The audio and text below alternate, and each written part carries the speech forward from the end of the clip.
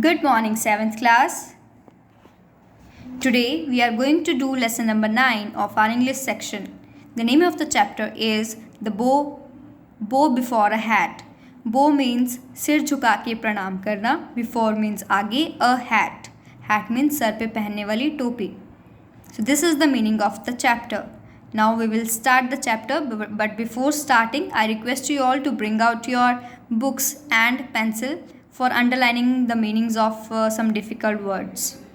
So let's start with warm-up session. What it says is, love for one's country should surpass all other feelings or fears. Service to the country should come foremost. What it means? It means that love for one's country, अपनी country के प्रति जो आपका प्यार है वो हर एक feeling से, हर एक फेयर से, फेयर मीन्स डर से सर्वोपरि है, से सबसे बड़ा है. मतलब अगर जैसे आप इंडिया के पार्ट हो, आप इंडिया के सिटीजन्स हो, आपका अपने देश के प्रति जो प्यार है वो हर तरह के डर, हर तरह की फीलिंग से ऊपर होना चाहिए. Service to the country should come foremost. अपने देश के प्रति जो आपका सर्विस का भाव है, सेवा का भाव है, वो सबसे सर्वोपरि होना चाहिए, वो सबसे ऊपर होना चाहिए. So now let's start the chapter. High up among the mountains of Switzerland there lived a man called William Tell. Switzerland एक जगह का नाम है और वहाँ की पहाड़ियों के ऊपर एक आदमी रहता था जिसका नाम क्या था? William Tell. He was known far and wide as a brave man, a great hunter and an excellent shot with the crossbow. वो किस किस चीज़ के लिए अपनी जाना जाता था? ब्रेवरी के लिए. ब्रेवरी मतलब बहादुरी के लिए. ग्रेट हंटर था वो और एक्सीलेंट शॉट लगाता था अपने क्रॉसबो से. आर्चर, आपने आर्चरी सुना होगा, धनुष जिनके पास होता है वो तीर चलाते हैं, तो वो बहुत अच्छे से शॉट लगाता था और ऐसा माना जाता था कि उसका निशाना कभी नहीं चूकता. Switzerland at that time was ruled by Gessler. उस टाइम पे स्विट्ज़रलैंड के रूलर कौन था? Gessler. He was cruel vain man who wanted his subjects to worship him.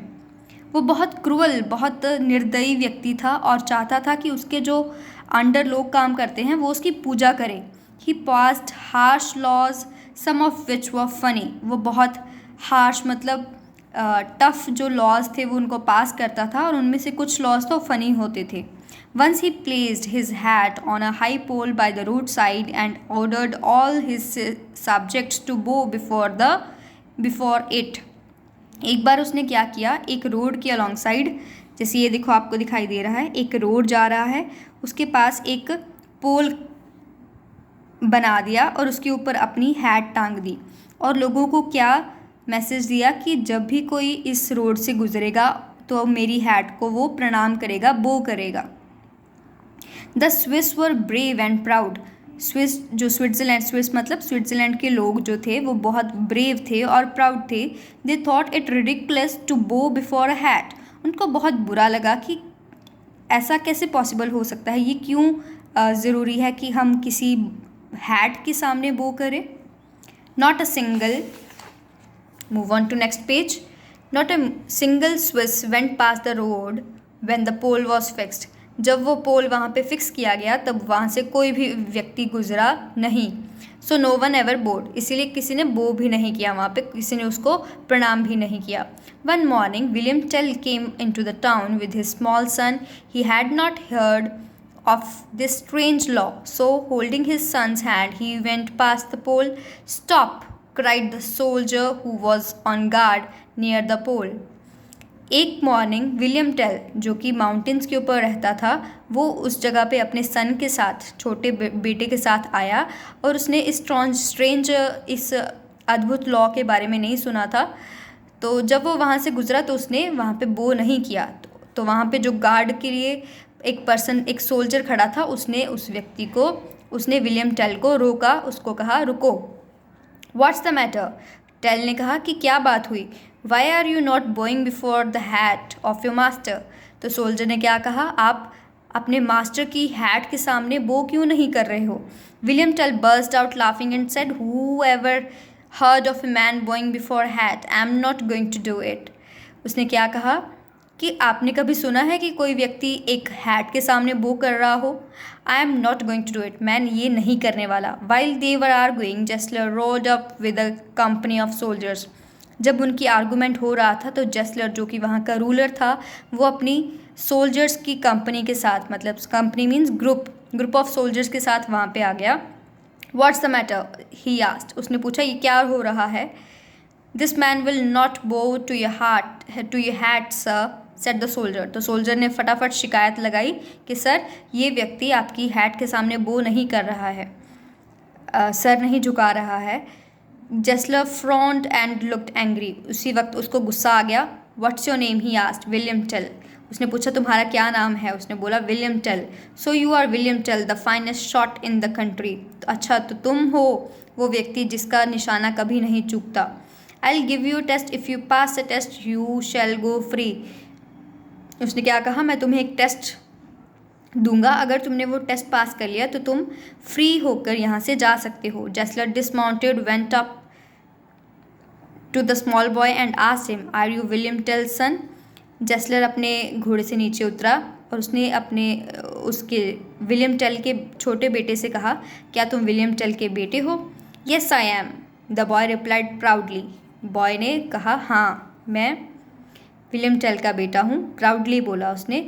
जेस्लर drag the boy to an oak tree, Gessler उस बच्चे को खींच के एक ओक ट्री के नीचे ले गया। Placed an apple on his head, और उसके सिर के ऊपर एक क्या रख दिया, Apple.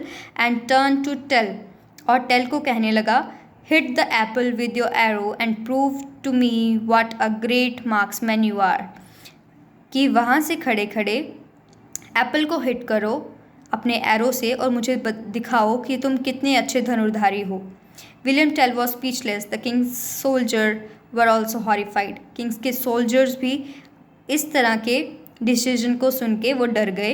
How can I shoot at my son, William Tell ने कहा कि मैं अपने बेटे के ऊपर किस तरह से तीर चला सकता हूँ। Tell son gazed at his father with love and trust in his eyes. Tell का जो बेटा था उसकी आइज़ में उनको क्या दिखाई दिया, love and trust.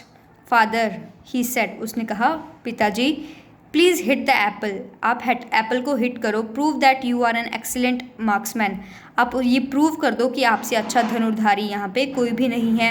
I promise I stand still, मैं प्रॉमिस करता हूँ कि मैं सीधे खड़ा रहूँगा। Now next page. William Tell had no choice, William Tell के पास कोई चॉइस नहीं थी। ही टुक आउट 2 एरोज, उसने 2 एरोज निकाले। One he put in his belt, एक उसने अपनी बेल्ट में रख लिया। And other he strung to his bow, दूसरा उसने अपने धनुष पे ऊपर रखा।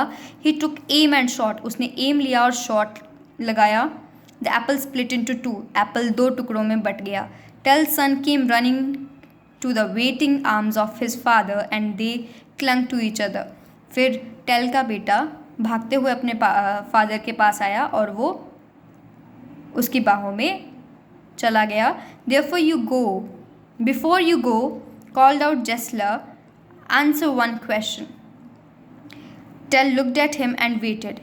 जेस्लर ने क्या कहा, अच्छा अब तुमने ये टेस्ट पास कर लिया है तो तुम्हारे जाने से पहले मैं एक क्वेश्चन तुमसे पूछना चाहता हूँ। Why did you take out 2 arrows, अब तुमने 2 एरोज क्यों निकाले थे? Why did you put the second arrow in your belt, और दूसरा एरो तुमने अपनी बेल्ट में क्यों रख लिया? Looking in to Gessler's eyes fearlessly, Tell replied, the second arrow was for your heart. उसने क्या fearlessly मतलब बिना किसी डर के कहा कि सेकेंड एरो किसके लिए था? तुम्हारे दिल के लिए। If the first arrow had hurt my son, अगर पहला एरो किसी वजह से उसके बच्चे को लग जाता, उसके बेटे को लग जाता, तो सेकेंड एरो किसको मारना था उसने? जेस्लर को। I would have use the second arrow, तो फिर मैंने सेकेंड एरो यूज़ करना था किसके लिए? जेस्लर के लिए। So this is the story. I hope you like the story. I request you all to give your comments and just let me know that how much you like the story, what is the best part of it. Thanks you for listening. Have a good day, class.